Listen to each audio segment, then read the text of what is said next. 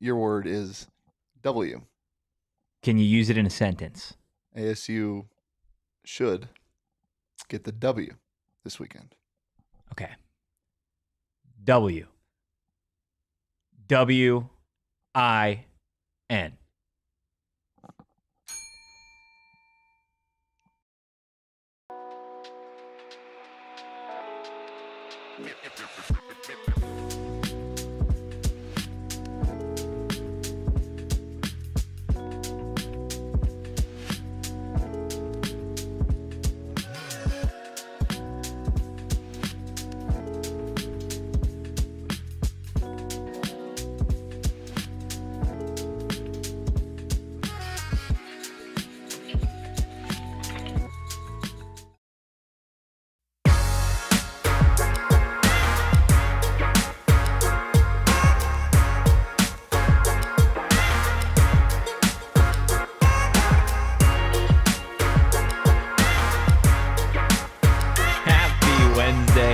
Welcome into the PHNX Sun Devils show presented by Branded Bills. Make sure you head to brandedbills.com and use that code BBPHNX for 15% off your first order. I'm Anthony Totri, joined as always by the Deli Man, still behind the Mac, making all of the magic happen. Another solo show today. Don't worry, Rubus should be joining us again back on the program on Thursday. I don't know if we want that at this point, given the fact that Arizona State is 1-0 in conference without Rubus. So I'll let you guys be the ones to decide that. But a jam-packed show for everyone today. We do have some sound from TCU head coach Sonny Dykes that we will get to a little bit later on in the program. Everything that Sonny had to say about ASU, Kenny Dillingham, Jordyn Tyson maybe taking a couple shots at T-Mac. We will get to that a little bit later on. But I feel like the news of the day, screw the show itself,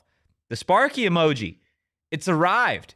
It has arrived for all of those YouTube members that we have here, the MVPs that we have in the chat. Of course, we've got Bees, we've got David, several others in the chat. If you have access to it, if you are a part of our members only, throw in the Sparky. Let's see it, man. I was looking at it earlier, and it looks absolutely fire. Sharon says, Shane clearly rescued Sparky from the delivery truck that was holding him hostage. Glad to see Sparky has made it out safe and alive. Hopefully the same can be said after Friday's game against the TCU Horned Frogs, because it is going to be an all-out aerial attack from Josh Hoover and the TCU Horned Frogs. Of course, yesterday's show, there was so much of a discussion about Arizona State's offense and finding itself against a rather lackluster TCU defense. This is where the matchup in my mind is going to be won and lost. Is can Arizona State's defense do similar things to what they did against Baylor to ultimately get the win? Except this go round, I think Arizona State's defense is going to need to play an even better game than they did against Baylor, because Josh Hoover, what he has done so far this season is nothing short of remarkable. In 3 games, Josh Hoover has 1,000 yards through the air on the dot, 11 passing touchdowns, 2 INTs, and he has completed 68% of his passes while only being sacked twice. There's a quarterback rating of a $180.9 and a QBR of 87.4. Again, not the most dynamic quarterback when it comes to using his legs, just 9 carries for 30 yards. This is somebody that is going to beat you with his arm. They've got some talented wide receivers in Eric McAllister and then, of course, Jordan Dwyer. Now, Arizona State does get a little bit of a break. TCU's starting running back will be out for Friday's contest against those Sun Devils. Kavarian Barnes was ruled out in that initial injury report that came down yesterday. So obviously you don't want anybody to be dealing with injuries, but in the sake of this matchup, it is beneficial for Arizona State's defense to really take away another weapon for an already red-hot TCU offense. And again, like, they put up points. I get they haven't necessarily played juggernauts. SMU is a very, very solid opponent in my estimation. They hung 35 points on SMU. They hung 42 points on Abilene Christian. And then we know they hung 48 points on the road at North Carolina. 5 touchdowns against SMU for Hoover. 4 touchdowns against Abilene Christian. 2 touchdowns for UNC, or against UNC. Somebody that has been able to defeat every single opposing coverage that he's seen. He's picked it apart. He'll pick apart man coverage, and he's got the wide receivers to be able to do that. So if you're Arizona State, there are a number of ways that you obviously have to try and slow down Josh Hoover. We haven't seen anybody stop him yet. Brian Ward said yesterday that Josh Hoover is the best quarterback that Arizona State has seen in the Big 12 since the Sun Devils got here. We know some of the quarterbacks they saw last year. We know some of the quarterbacks that, of course, they will see here in 2025. But Arizona State's DC, again, Brian Ward saying that this is the best quarterback that ASU has seen since they were playing Murder's Row of quarterbacks, right? Of Caleb Williams at SC, of Bo Nix at Oregon, Cam Ward, Michael Penix Jr., Shadur Sanders. Like, Josh Hoover's got some great company. Josh Hoover is going to be an NFL quarterback one day, and he is slowly but surely playing himself into the Heisman conversation. He's a Heisman hopeful for sure. So Arizona State's defense certainly will have its hands full. Before we get too deep into the pass rush and the secondary, I do want to say I think there is going to be a lot that falls on this Arizona State linebacking core, and Jordan Crook and Cyrus Fiaseu, and guys like a Keyshaun Elliott, Martell Hughes, if he gets out there as well, simply because you want to do everything in your power to take away the middle of the field for Josh Hoover. They've got some dynamic weapons at wideout again in McAllister, who is coming off one of the best games that we've seen from a Big 12 wide receiver in recent history with 8 catches, 254 yards, and 3 touchdowns. And then Jordan Dwyer is a weapon as well for the Horned Frogs. So if you can take away the middle of the field, if you can really, really be what you were the last couple of weeks, specifically looking at Jordan Crook and Keyshaun Elliott, 2 of the conference's leading tacklers as it stands through 4 weeks, then I think you are going to set yourself up to be in a good position down the stretch of this game. Now, TCU is going to score points. It's what they do, right? We saw it last week with Baylor. Baylor scores points. It's what they do. But if you're Arizona State, I feel like you can play this game one of 2 ways. You could play it the same way that you played Baylor, which is trying to limit possessions. You're keeping the pace to what you want to be. We're going to be balanced. We're going to run the football. We're going to have the play action. From time to time, we'll let Sam air it out and let him make those plays. Or you could do vice versa, what the books think you're going to do, and that is going to be a shootout. Does Arizona State win a shootout against TCU, against Josh Hoover, who looks pretty unbeatable as it stands right now with those weapons and that offensive line? It's a toss-up. Right? Arizona State, they're really talented at home. The defense has improved week over week. We talked yesterday about how the offense has an opportunity to come together. But if it's me, I'm not necessarily in the camp that this should be a shootout. I'm not necessarily saying, hey, this is Sam Leavitt versus Josh Hoover. May the best quarterback win, because I don't know if that necessarily plays to Arizona State's strengths, which for me, the strength for Arizona State so far this season, again, is being able to run the football offensively and then defensively make quarterbacks uncomfortable. That's what Arizona State needs to do if they're going to win this football game. They need to make Josh Hoover uncomfortable. And so far, they've been the best in the conference at doing so. Arizona State leads the Big 12 when it comes to sacks here in 2025. Take a look at some of those Arizona State Sun Devils that are leading the charge for this Arizona State defense when it comes to a pass rush. Keyshaun Elliott with a surprising 3 sacks to start the season. Clayton Smith as well with a trio of quarterback takedowns. Jordan Crook on that list with 2, and then you have 6 players for the Arizona State Sun Devils currently tied at 1 sack so far on the 2025 season. Now, those players include a number and a mix of linebackers, corners, etc. Keith Abney, CJ Fight, Elijah O'Neal, Albert Smith, Jacob Kangaika, each with a sack so far this season. Again, if you are going to win this game, you have to get Josh Hoover moving. He cannot feel comfortable in that pocket. I think the most interesting part about some of those sack numbers, Shane, is the fact that 2 of the 3 are linebackers for this Arizona State defense, meaning Brian Ward is sending guys, and not only is he sending them, but when he does send them, they get home. Yeah, I mean, these are 2 completely different defenses when it comes to philosophy. I think TCU blitzes more than 50% of the time, which is crazy. Yeah. But Brian Ward does the pseudo blitz. He does the sim pressure, where you're technically only sending 4, but that means one of the guys up front is dropping back, and a guy from the second level is coming in, or the front 7. The thing that is surprising to me, I mean, not the thing that's surprising to me, but it doesn't feel like ASU is leading the Big 12 in sacks. No, right? It doesn't. Like, it almost feels, and I think that's because B Ward D-Cord is picking and choosing his spots. Yeah. Because how often have we said, where's the pressure? Where's the pressure? Well, it's coming on the 4th or 5th play when he knows that this is when it would be the best time to send pressure. Yeah. Or not even pressure, just send a guy from a location that they're not expecting, that the center is going to call out the mic and it's Keith Abney that's coming this time. Yeah. So it's a really interesting philosophy to watch, and especially it's a harder one to be as a fan sometimes because of what feels like lack of pressure when you can clearly see it's there. It's there. It's like you said, though, it's picking and choosing the moments that you are going to send that chaos, that you are going to show sometimes sim pressure.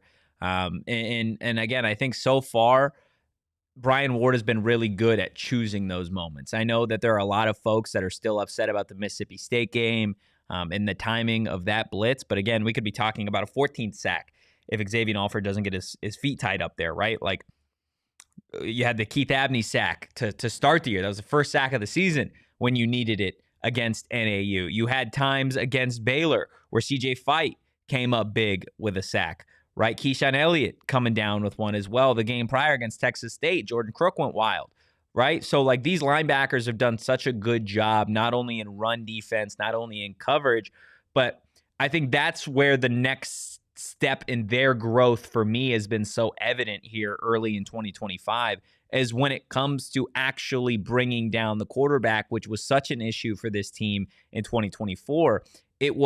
We saw Arizona State get to the quarterback time and again in 2024, but like Shane was saying, it's like, okay, where are the quarterback sacks? You just see opposing quarterbacks converting 3rd and longs, 3rd and manageables, and 3rd down, and just extending drives, which is something that you can't afford to have happen, right? I think for me, that was what was so refreshing and what was such a key to Arizona State winning that game against Baylor. Again, I know it came down to a field goal at the very end of the game, but being able to limit those drives, forcing Sawyer Robertson to be uncomfortable, making him face 3rd and 9s and 3rd and 10s as opposed to 3rd and 4s and 3rd and 3s, right? Making him have to push the football downfield. And again, Sawyer got his every now and again, right? But the Arizona State defense got theirs as well. And I think that's exactly what you're going to see this week against TCU, is Arizona State is going to have their opportunities to make sure that Josh Hoover and company have to go sit on the sideline.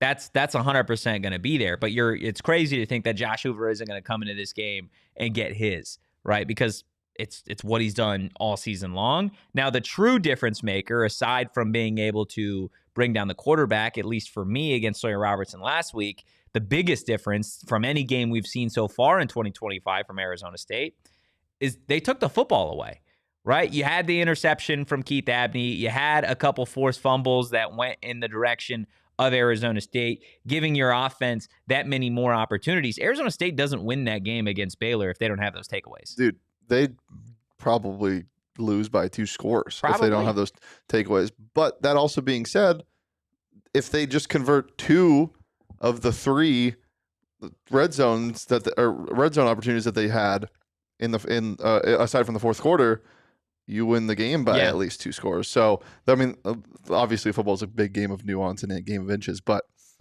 it is crazy how one-sided that game could have been either way if, the football didn't bounce a certain way or ASU could convert in the red zone. Yeah, Shorpa says pick 6 is the one thing we are missing. A defensive touchdown or a special teams touchdown, I think would go so far for Arizona State in their hopes to try and win this game against TCU. Getting a defensive touchdown to just, again, inject life into this team, into this stadium. I think the energy is going to be there. I'm excited to see if it's another sellout, back-to-back sellouts at Mountain America Stadium. That would be really, really cool.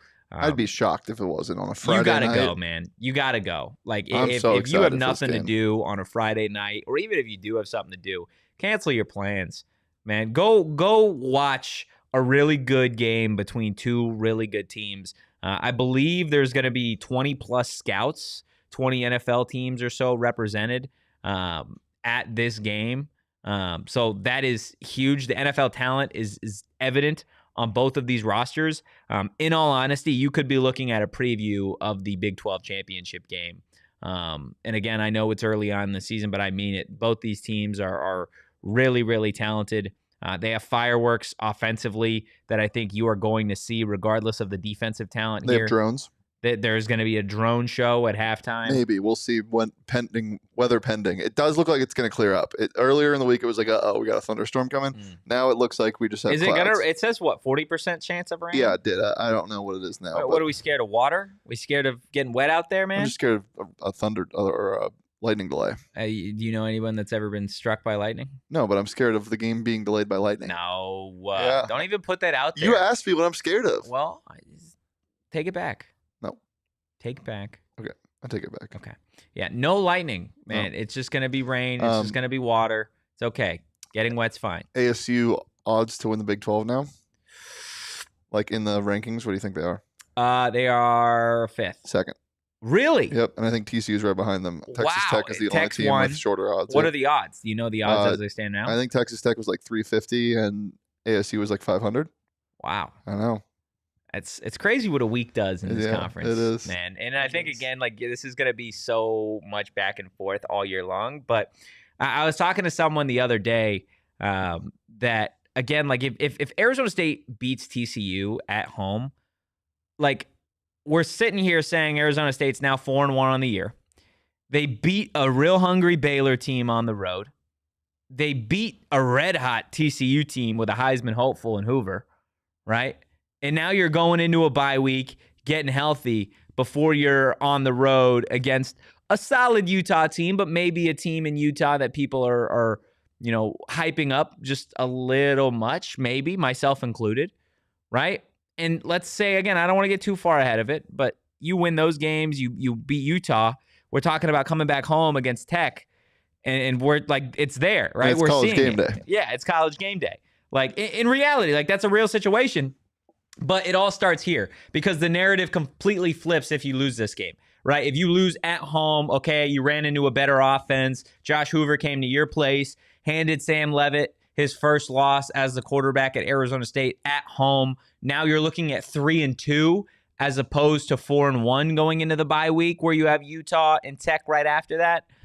So this game is going to be big in terms of momentum. Kenny had talked about it on Monday that this is a game that all eyes have really been on for some time now, and you're going to need to show that. You're going to need to show offensively, defensively, special teams, coaching, individual players, the fan base, that you understand the moment of this game, the importance of this game, because this is certainly going to be a game that at the end of the season you look back on, win, lose, or draw, and you could point to and say, well, the season, it went really good here. This was the turning point. Right? Or, things got a little shaky and haywire here after what happened in the TCU game. Again, we already talked a little bit about the offense, but defensively, this is going to be a big, big game, I think, in terms of confidence. Right? We talked about the linebackers. I do want to talk about this Arizona State secondary. And again, we are going to hear from TCU head coach Sonny Dykes on the other side of this quick break. Look, of course, Arizona State plays this Friday, so if you're an ASU fan, you should have a weekend of fun ready for you because you're not going to have any time commitments to go to Mountain America Stadium. So what should you do? How should you enjoy the weekend? Well, how about you go celebrate over at Gila River Resorts and Casinos? You can visit any of their 4 locations: Wild Horse Pass, Lone Butte, Fequiva, San Tan Mountain, to experience the best that the Valley has to offer. Of course, we have so many PHNX events over at Wild Horse Pass. It's a ton of fun. We have the Cardinals residency. I know, of course, we have some Suns watch-alongs that go on over there as well, some watch parties, and of course, we had the PHNX Fantasy Football Draft as well. But the fun doesn't stop there. If you want to go hang out by the pool, you can. You want to have a steak dinner, you can. You want to win money at the sports book, you can. Or if you want to just sit back at the slot machines and win some money, you could do that as well. You do you at Gila River Resorts and Casinos. Visit playatgila.com for more details. If I've mentioned them once, I've mentioned them a million times. Mountain America Credit Union, of course, the naming rights partner for the stadium for the Arizona State Sun Devils. But you guys should take a look at what Mountain America is offering you with their My Style checking account, because it's got built-in perks just for you. You can enjoy restaurant deals, mobile phone protection, telehealth access, identity protection, loan rate discounts, offers on travel and events, and guess what? There's even more. Make My Style your lifestyle.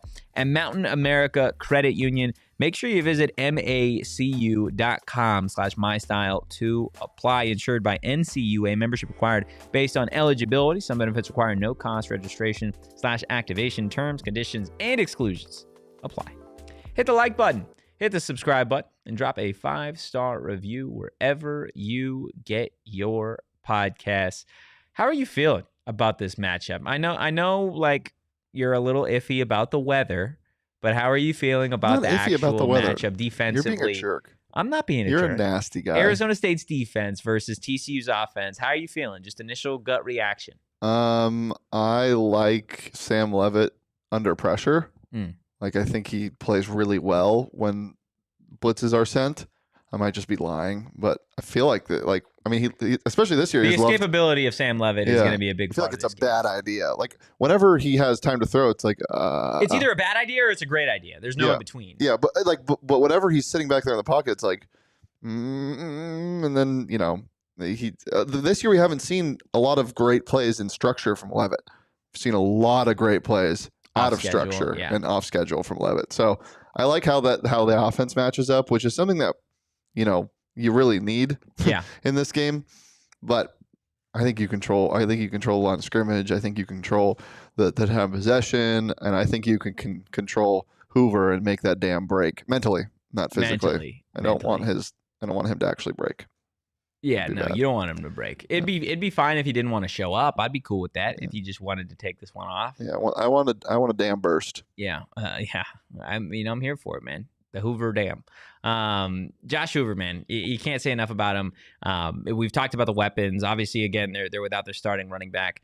But you got to give some credit to this offensive line of TCU. Again, Josh Hoover has only been brought down twice so far this season, both times coming against SMU in a game that, again, TCU won by 11 points, right? 35-24. But against Abilene Christian, against North Carolina, he wasn't really touched. They got those. There's a bunch of Totris on the edge at those schools. They might be worse than Totris and on the Shanes. edge. Yeah, worse. A couple rubies at a couple rubies coming off the edge, man. So it's free. It's nothing. You don't even have a pass rush there at that point, right? So this is going to be an immovable object meets an unstoppable force here. Arizona State's pass rush against that TCU offensive line. I'm interested to see that matchup. Again, it's a cliche that the games are won in the trenches, right? But I think that truly is going to be the key for Arizona State, is winning that battle up front on the defensive line because of how that's going to impact the secondary for Arizona State. And we saw it against Baylor, right? An improved pass rush for Arizona State, getting to Sawyer Robertson leads to off-schedule throws, leads to errant throws, leads to Sawyer Robertson really having to force it in places that maybe he doesn't want to. And again, that was a big part in Keith Abney getting the interception that he was able to get. Crucial moment in the game. But Keith Abney is going to be a big-time player, not just this year for Arizona State, not just in this game, but I think a big-time player at the next level as well. But if Arizona State is going to beat Josh Hoover and this red-hot TCU offense, I'm interested to see what Keith Abney does, whether he's matched up against the Dwyer or McAllister, because this is what Keith Abney has been able to accomplish so far in 2025, somebody that's improving week after week. You see what he did against NAU week 1, 4 total tackles and a sack, obviously the first sack of the year for Arizona State's defense. Week 2 wasn't great for anybody, right? 1 total tackle and 1 pass deflection. But man, when the Sun Devils got back to Mountain America Stadium, Keith Abney was shot out of a cannon. 6 total tackles, a forced fumble, a fumble recovery, and 2 pass deflections. Then against Baylor last week, of course, 4 total tackles, that crucial INT, and then a pass deflection there as well. It's not just Keith Abney who's getting his hands on the football with all those pass deflections. I want to say Arizona State leads the conference as it stands right now in pass deflections. I could be totally pulling that stat out of my ass. Well, that's not a real stat. Pass deflections? It's pass defended. I'm calling them pass deflections, man. But yeah, I wouldn't be surprised if they do. And it's like what sucks about that, like it's a great stat, right? Because you're obviously knocking the football down, you're getting your hands on it.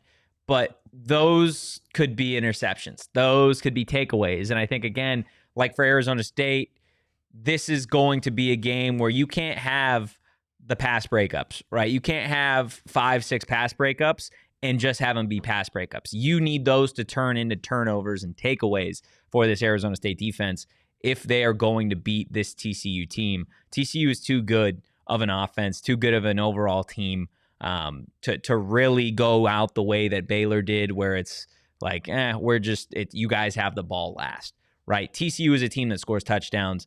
They don't settle for field goals. They get points. Again, 2 of their 3 games so far this season, they've gone over 40 points, nearly going over 40 against SMU. Hoover has had several opportunities where he's gotten either close to 350 passing yards. Again, like he's going to get his. You have to be able to take away this football, give Sam Leavitt those extra opportunities to create drives, and then let Dilly and Arroyo do what they want to do. If Arizona State finds himself up 10 points, I mean, you better run the football 3 out of every 4 plays because you have to take away, you have to shorten this game. This has got to be a game that starts at, 6 p.m., local time and ends at 8:30 because Arizona State is just running the football with all 3 of those running backs. The longer this game goes, the harder it is for Arizona State to beat a team like TCU. West Beasy, I believe you have a debt to pay. Yeah, West Beasy. If we recall, which Shane, correct me if I'm wrong, West Beasy said he was going to join the club here if we got the Sparky emoji. Chat, show him. Go ahead, chat. Go ahead. Spam that. If you guys are a part of the subscribers club, go ahead, show them. Show them the Sparky emoji. That way West Beasy is forced to live up to his word, right? Because this is what you said just yesterday, West Beasy. If again, this is not AI, this is not Photoshop. You said, and I quote, "I'm joining as soon as the Spark emoji gets here." Spark emoji's here, man. It is here. It's arrived, and hopefully you have as well. On that same token, not just for West Beasy, but BC and everybody else in the chat, if you are not already a part of the subscribers club, supporters club, how do you get in, Shane? It's in the chat, pinned at the top of the chat right now, or in the description, or if you're on desktop, it's right next to the subscribe button. Just press join. Not only do you get all the custom emojis and the ones that come in the future, but you also get member-only content. You also get one free super chat a month. You get to vote in members-only polls. All the cool kids are doing it. Look at all of these guys. All the last 6 comments are all supporters. We love to see it. I love that. The receipts don't lie. Peer pressure is awesome from Sharon. Oh man, Steven says, "Damn, Spark emoji goes crazy. Sign me up." We can't sign you yourself up. up. Yeah, you got to sign yourself up, Steven. It's a great place, man. Absolutely phenomenal place. Again, while you're here, hit that like button, hit the subscribe button, and drop a 5-star review wherever you get your podcasts. I promised that we would get to Sonny Dykes sound, and we will on the other side of this next break. Look, because Arizona State plays Friday, I'm going to enjoy the game, cover the game, and bring you guys a great post-game show. But that means Saturday and Sunday are open to get weird, wild, and uplifted. And we're going to do that with Pure Edibles, Pure Gummies. Of course, we tell you they're not covered in sugar like all of their competitors, but damn, do they taste good. Pure is a full-fledged candy company offering gummies. They got Kicks, which are their version of Starburst. They got Chews, soft candies like caramel, and then hard candies as well. Pure effects are clearly listed on each tin, so you know exactly what effects you guys can expect. If you're somebody that wants to take the mood and the vibes upward, well, guess what? You could try their uplifting gummies, or if you're somebody that has trouble sleeping, you can try the sleep support gummies as well. Make sure you go find yourself some Pure Edibles products from one of the over 130 dispensaries across Arizona. Look, a lot of our PHNX partners here, they try and help you save money every single day, and Circle K is no different. All you got to do is sign up for their free membership program. That's right. You don't hear those words often. Free membership program. It's called the Inner Circle. It's super easy to get enrolled. All you got to do, go to the App Store, download the app, enter your email and phone number. Boom, that's it. Instructions over. Next time you pull up to the pump, type in your digits, and then you guys can save 25 cents per gallon on your first 5 fill-ups. And if that's not enough, they got these cool little things that aren't so little, but are really cool. It's called Inner Circle Fuel Days, where you guys can save like 40 cents per gallon on gas. It's the craziest thing out there. It's real. It's awesome. It's great. It's Inner Circle. Join Inner Circle for free by downloading the Circle K app today. Terms and conditions apply. At participating locations, visit CircleK.com for details. Let's go. Steven's here. He's arrived. He is now a part of the supporters club. Things you love to see. Peer pressure. It's the best. Peer pressure works. Yep. Peer pressure absolutely Totri, works. if you jumped off a cliff, I would as well. Would you? Mm-hmm. I'm going to hold you to that.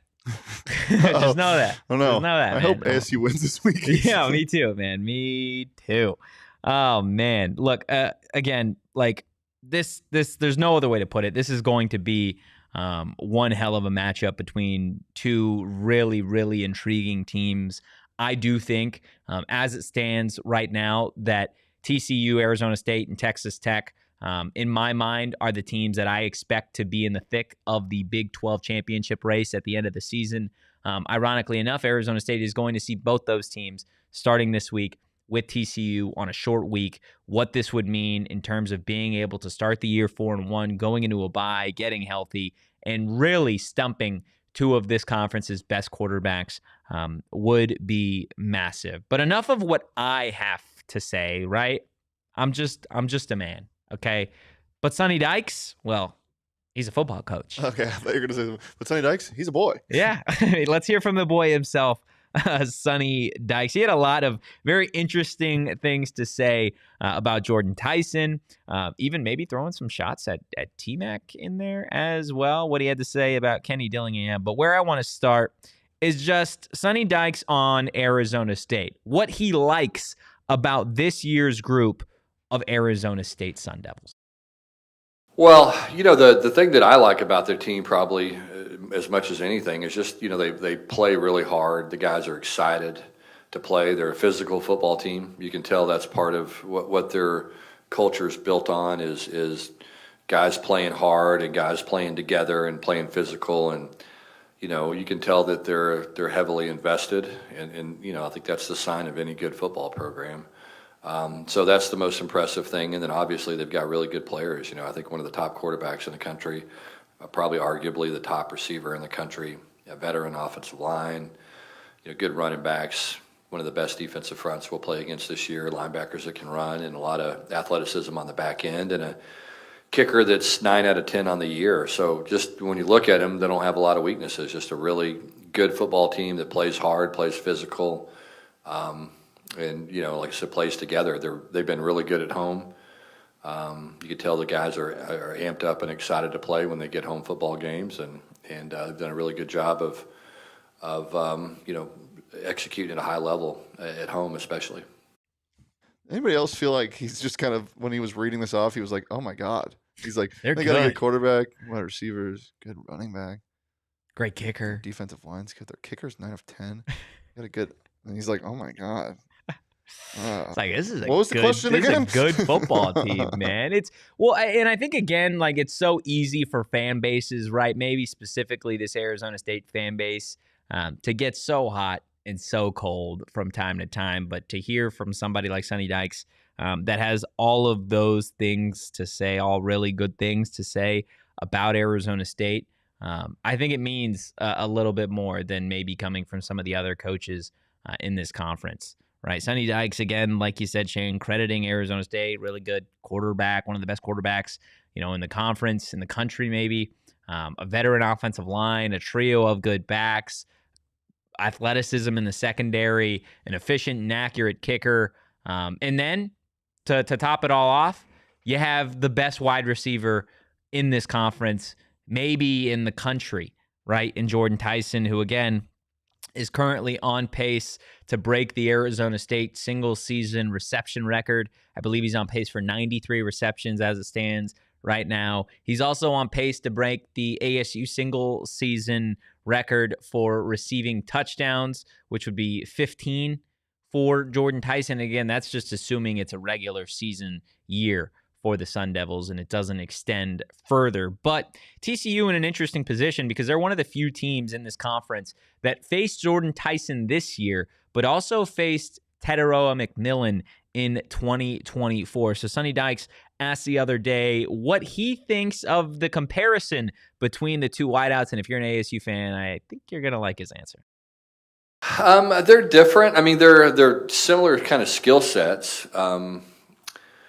The Arizona guy was a little taller. This guy's a better after-catch runner. The Arizona guy was a 50-50 ball guy, and I think Tyson is probably just an overall better player. You know what I'm saying? I mean, I just think he's, he can do more. Like I said, I thought the Arizona guy was really good, but I just think he's just, he's got size, he's got speed, he plays physical, he can go get the ball, but he's really good. Probably his biggest strength is what he can do after the catch, and that's a little bit different than the guy last year. So I think he's just a really, really good football player, and you can tell he has a lot of fun playing football, plays with a lot of passion, very competitive, and to me that's usually those kind of receivers are usually the best kind. Shane literally had a moment where he looked at me mid-sentence of after Sonny Dykes said, I think Tyson's just a better player, and mouth wide open. It's funny because I cut this clip. It just shows you how little I was paying attention while I was doing that this morning. I mean, it's awesome. This is why I feel like there isn't a whole lot of hate going on between ASU and TCU. It's like a friendly kind of like, oh, we're both Big 12 teams. We both, like I saw the TCU fan base on social was like, I can't really hate ASU after what they did to Baylor, right, this past week because they're rival schools. But I think, again, anytime that you're an Arizona State fan and you got an opposing coach in this conference, almost take an unintended shot, right? I don't think Sonny Dykes meant that as trying to take a shot at Tetairoa McMillan or Arizona, but you best believe we're going to lean into it. He said Jordyn Tyson's better. Yeah, that's crazy. And T-Mac was a top 10 pick in the NFL draft. Right? Let's be real. Jordyn Tyson's a better wide receiver. He's a better overall wide receiver. Yeah, I mean, it's just tough because of the production that T-Mac had last year. Yeah. But also, what does Jordyn Tyson look like in that offense? They're just not the same player because T-Mac is a guy who, it doesn't really matter if you're focusing on only T-Mac. You can bracket him, you can put a safety over the top, you can do whatever. And he's probably going to catch the ball because he's 6'5" and he has one of the widest catch radiuses I've ever seen. Yeah, it's huge. Jordyn Tyson can get doubled, and then he's a better route runner and he can get open easier. But I just don't know if they work the same in an offense. But if we're just talking about from a pure skill standpoint, like we're just gonna have to wait and see till the end of the year. I think it's gonna be evident because of what we're seeing right now. Jordyn Tyson is a better blocker. He's a better route runner. He has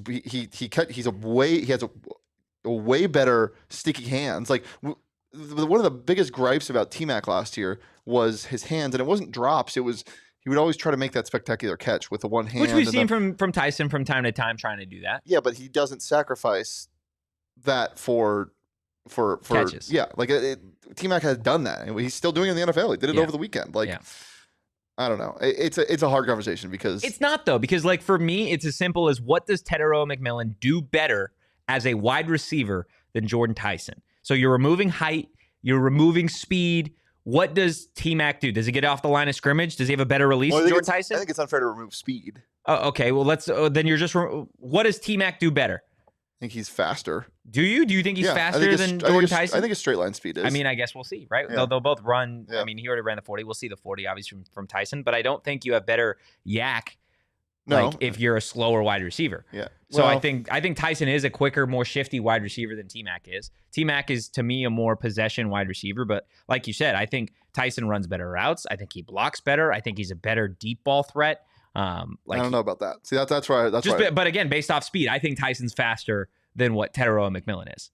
But that's just me. I mean, if I had to give the edge, I would give it to Tyson just because of how hot he started this season. And I know T-Mac had like a way hotter start last year, but again, like the offense was just different. Yeah. ASU doesn't have to lean on one guy.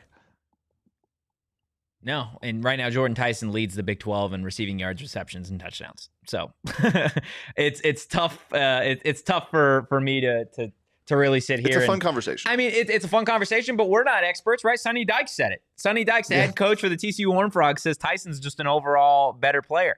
So if you're an Arizona State fan, I know you love to hear that because I sure as hell did this morning.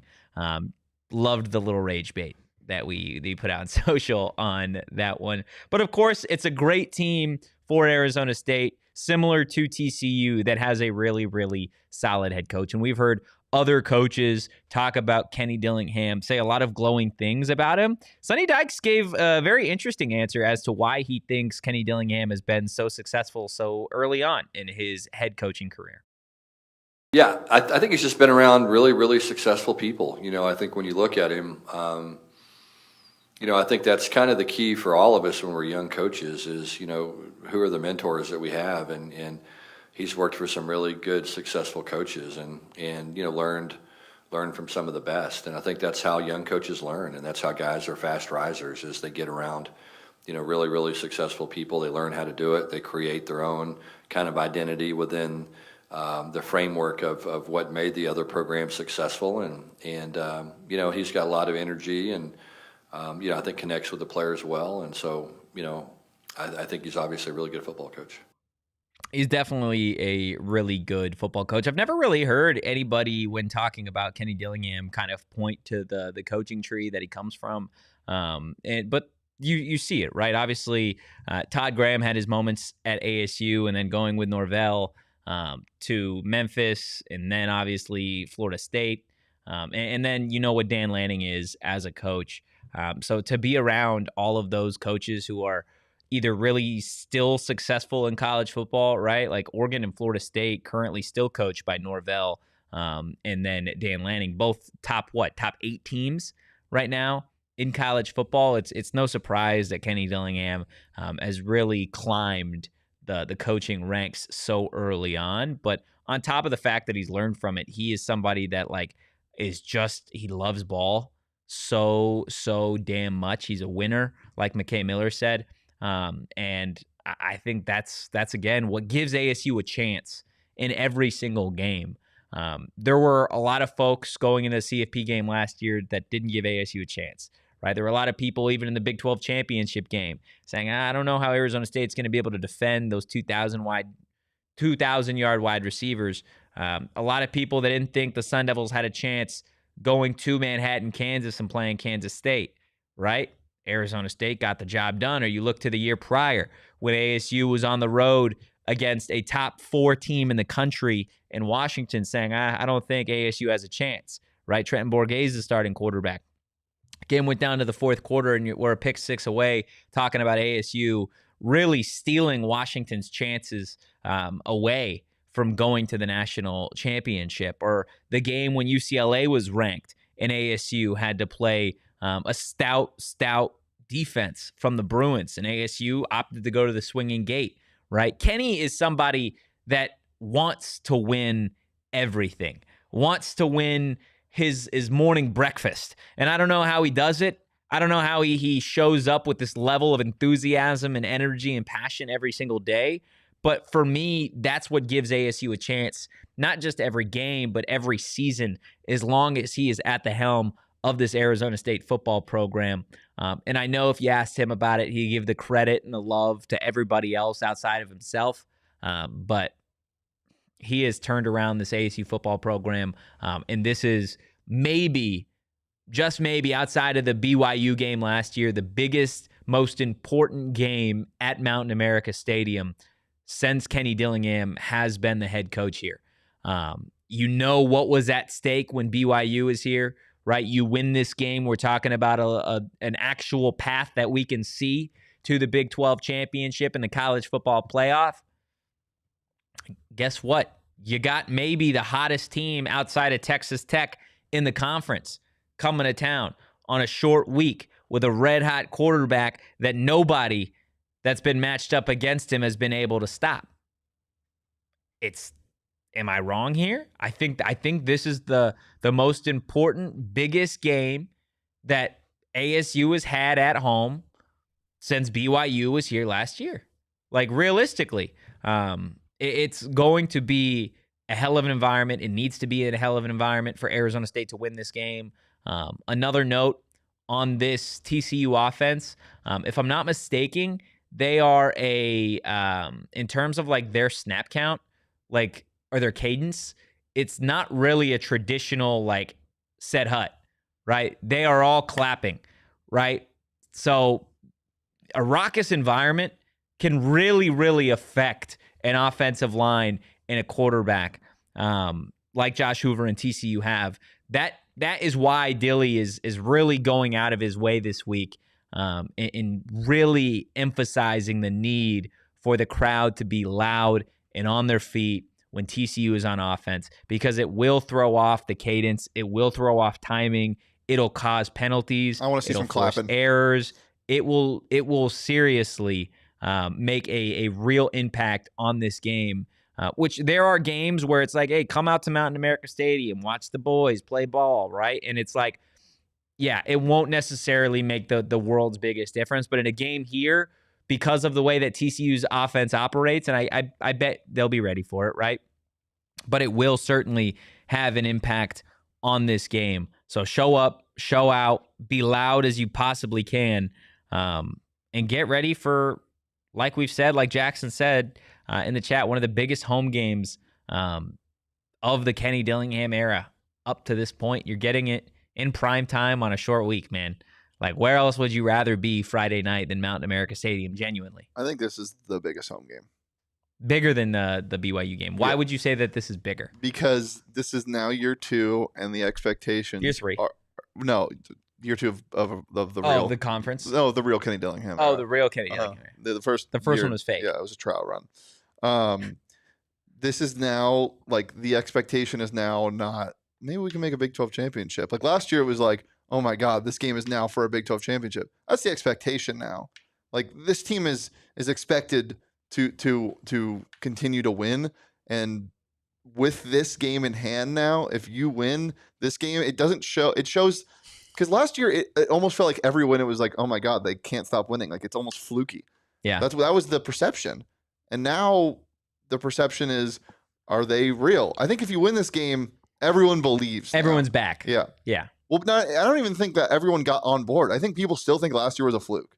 Genuinely, I think a lot of people. I just don't know how you watch it and think it's a fluke. I don't either. But nationally, I think that it is, and again, I think it's crazy to say this. Like, if you're just looking at it objectively from like a game standpoint, obviously the BYU game meant more because of the implications. But if you're zooming out and you're looking at this now, I think this is the game that really cements this team as This program. Yeah, this program is a real contender for years to come, and I don't mean contender in the Big 12 championship. As crazy as that is to say, I'm here for it, man. Amp me up, juice me up, do all the things to get me amped and excited. I think for this game. What do we need to do to get you amped? You got to plug me in. Yeah. USB-C? No. Type just normal wall port. Well, what do you go? What goes? What the wall port? The plug goes into the wall. What goes into you? Exactly. Sure. Yeah. 100%. USB. Yeah.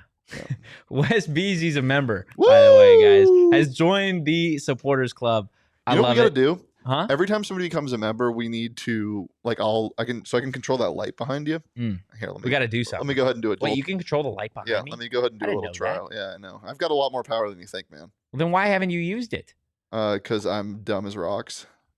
Well, you said it, man. Yeah. But like every time somebody becomes a member, we need to maybe make it go party mode. Okay. And then let's go. Make it party mode. And then drink a beer really fast. Make it party mode. Hold on, just give me a second. I'm trying. Well, you said party mode. Yeah, maybe we do smelling salts every time. I want to do that. I want to do that with Kenny the next time we get him in studio. Dude, those things give me a headache. Would you do it if you, me, Rubus, and Kenny for an interview? Party mode. Wow, you're right. We do. Wait, and you got to play the wind music every time we get. Yeah, exactly. Yeah. So, okay. Well, let's do it. Let's pretend or actually, we're not going to pretend because we don't pretend here. No, we don't. But when somebody else becomes a supporter and they join the supporters club, we'll do it. We'll show you what it'll look like. Wes Beasy, I'm in this thing. Shout out. Yeah, you are, Wes Beasy. Love to have you here, man. Awesome stuff. Let's see. Wes Beasy also saying, again, just a reminder, Wes Beasy is Chad Westbrook's dad, who is on the team.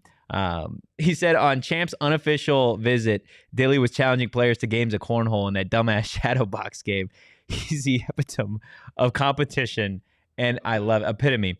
I'm just reading it of competition. I love it. Amazing stuff, man. Amazing Dude, that is so. I love how he's called it a dumbass game of shadow boxing. That is good stuff. That is really, really good stuff. McKay says, when are you going to tell us whose helmet is that behind you? Hey, man.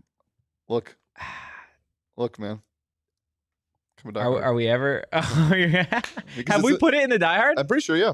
I don't know if we put it in the Die Hard. Sharon, do you know whose helmet that is? Don't say it in the chat, obviously, but do you know whose Just helmet? say yay or nay. I'm pretty sure we told the Die Hard Discord. I don't remember if we did, to be completely frank with you. But I'm down if two more people become supporters in the show. I'll rip it. I don't care. I'll tell you whose it is. I'm not afraid. Make sure you hit that like button. You hit that subscribe button as well. M saying you're the GOAT, Wes Beasy. Glad to have you in the fan base. I love just all the love going on in the chat and the show today. The chat's just hugging each other. It's just loving up on one another, man. Again, like hate that. You didn't like that? No. Well, whatever, man. Look, this is going to be an important game. It doesn't even do it justice of what this opportunity is for Arizona State with Josh Hoover, Jordan Dwyer, Eric McAllister, Sonny Dykes, all these guys coming to town. The number 24 team in the country, and I know there's not a lot of respect and admiration for the AP Top 25, at least in 2025, and I'm on that side. But in terms of what a win would do, kind of like Shane said, in solidifying yourself nationally as a real program that is going to be competitive year over year, not only in its conference, but nationally as well, you have to be able to win these types of games at home. You have to defend your home field. You have to beat Texas teams. You have to beat Texas teams, right? If you are going to continue the narrative of Texas to Tempe, if you are going to be the team that gets all of the recruits and commits from Texas, then you have to beat Texas teams, not just on the road like you did in Waco, but when they come to your house, when all those recruits, because there will be recruits taking visits this weekend, watching Arizona State, right, at this game, the number 24 team coming to town, you have to win. You have to beat them. If you beat them, what that does for you as a program nationally is massive. What it does on the recruiting trail is huge. But I think most importantly, what it does, again, similar to the Baylor win, what it does from a confidence perspective, defensively, if you can get out of this game saying, guess what? back-to-back weeks, we just stumped and stifled two of the best quarterbacks, not only in the conference, but in the nation, in Sawyer Robertson and Josh Hoover. And in Texas. You own Texas defensively. Leave that state. 100%. Everything's 45 minutes away, and their quarterbacks aren't as good as ASU's. And offensively, has there been a better opportunity than this to be at home in front of this crowd, fresh off a really impressive win against Baylor, regardless of what other people say, to get your offense going in the right direction, to see the fireworks, to see the synergy, to see the chemistry? Jordyn Tyson is what it is. He is that guy. We know that. You get a healthy Kyson Brown. What does Raleek look like and Kanye look like back in this offense? Shaman's heating up. Do you see Kamari and AJ take it this week, that next step? Does Malik put together his moment? What about Jaron Hamilton? Derek Eusebio, welcome to the party, right? Like, this offense has a really big opportunity, more so than the defense, right? I think the game is going to be won and lost, obviously, by ASU's defense against TCU's red-hot offense. But offensively, it's a bigger opportunity to show that you're here, that you figured it out, that you've arrived, that you know what your identity is, that we are a run-first football team that loves the play action, or we're a team that believes in our quarterback wide receiver duo and that chemistry. Whatever you are, it needs to be on full display against the TCU defense with 11 traffic cones. That's what it has to be. There is no more trying to figure it out. You can't go through 4 or 5 games anymore and say we're still trying to figure it out. You have to know what you are as an offense. This is an opportunity to do it at home against a defense that you are better than. Point blank, period. The Arizona State offense is better in every facet of football than the TCU defense. You have to put it on display if you're going to win this game. And I think they do. I don't want to get deep into predictions and all that jazz because we're going to save that for Thursday's show. I got a prediction. Tell me. Derek Eusebio, 80-plus yards, touchdown. Ooh, would feed families. You have to imagine there's something in the game plan to get Eusebio a touchdown. 100%. Like, there's a route concept that's going to be disgusting. He will get touches. It will 100% get touches in this game. And I'm interested to see what it looks like to have a number 2 wide receiver in this offense, somebody that at least has gone out there and shown it now. And I can't say consistently because he hasn't really had the opportunity in game to do it. But if he goes out there and has a 4-catch, 80-yard touchdown game, yeah, we're talking about a wide receiver 2 has officially announced himself. And just like we all thought, it's Derek Eusebio, ladies and gentlemen. Anything else before we get out of here, Shane? I know Thursday's show, the week is going to be a little bit different. For everybody watching and everyone that consistently watches, again, we really do appreciate you. Thursday, so that is tomorrow, we will have a show. Normally, during normal game weeks, we don't have a Thursday show, but because it is a short week and Arizona State plays Friday, we will have our traditional prediction show and all that fun stuff going on Thursday, normal time. So we will be live at 1 p.m., and then Friday, we will have a pre-taped pregame show to go along with an Arizona State PHNX Sun Devils postgame show, regardless of the result on Friday. So that should be a ton of fun. But if we have nothing else, Shane? I might like the over now. You might like the over now. It's down to 54. ASU is 3-point favorites now. It's moving toward ASU. We'll see. We will see what happens. I love them more. Hit the like button, hit the subscribe button, drop a 5-star review wherever you get your podcast. Join the Supporters Club. Do it. It's easy. It's quick. It's fast. And again, if you enjoyed today's content, give the show a follow. PHNX_Sun Devils. You can follow me and Anthony_Totri. You can follow the Deli Man at Shane Deef. Go spell another word. As always. You're gonna make me go spell another word? Okay, I got you. Are you gonna give me a word, or you just want me to spell a word? Your word is Compsognathus. C-O-M-S-I.